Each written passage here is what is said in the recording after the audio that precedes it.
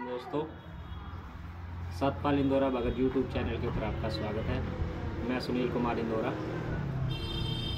तो आपके लिए मैं आज एक नई जानकारी लेके आया हूँ कि जो पुराने बुजुर्ग थे वो अपने जो डैरू थे उनके अंदर वाली साइड या बाहर वाली साइड क्या लगाया करते थे। ये राजगढ़ का एक भाई है, मुझे उसने बताया है। तो उससे मतलब डैरों के जो सुर है वो बहुत बढ़िया प्रॉपर तरीके से खुल जाते थे और बहुत अच्छे साज वो अपने सुर देते थे। तो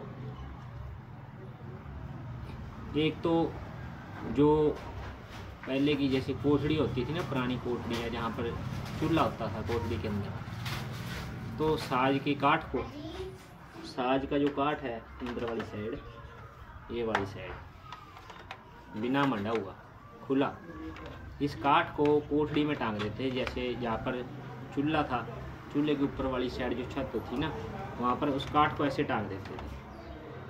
तो इस काठ के अंदर से जो धुआं, चूल्हे का जो धुआं होता था वो निकलता था, तो उससे सुर खुल जाते थे।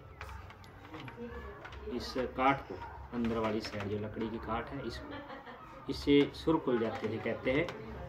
मैंने ये प्रयोग नहीं किया है, पर उस भाई ने बताया है। उनके कोई बुजुर्ग है, उनसे उन्होंने पूछा था कि वो क्या करते थे पहले, तो उन्होंने मुझे बताया था ये। तो दूसरा उन्होंने बताया कि जो अपना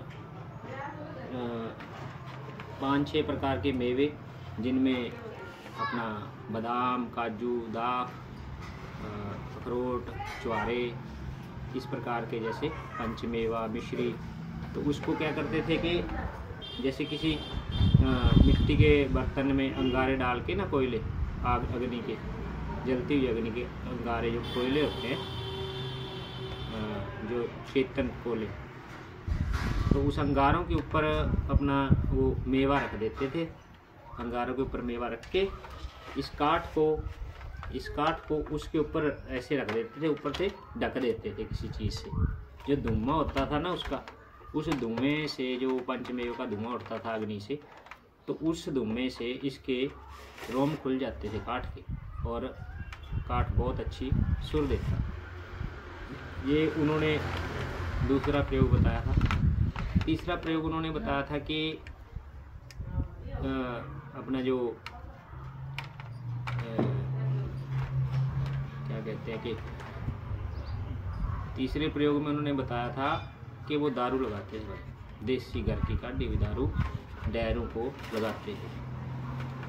जो बिल्कुल कोरा काठ हो उसके तो बार भी लग जाती है भाई, उसको तो अच्छी तरह जैसे अंदर बार लगा दो।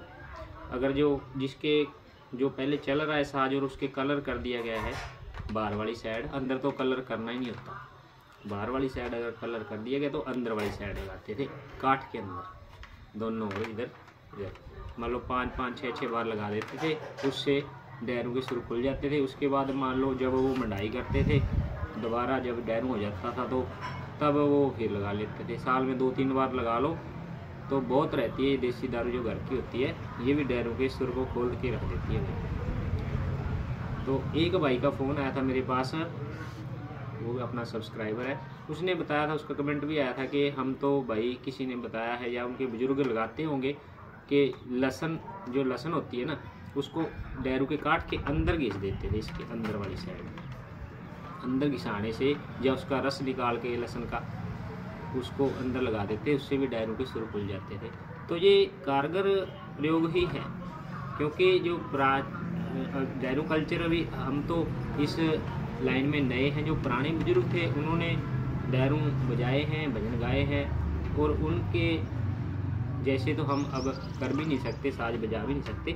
तो उनकी जानकारी बहुत पक्की जानकारी होती है बुजुर्गों की, और जो मैं जानकारियाँ मेरे पास हैं ये भी बुजुर्गों से प्राप्त हुई हैं।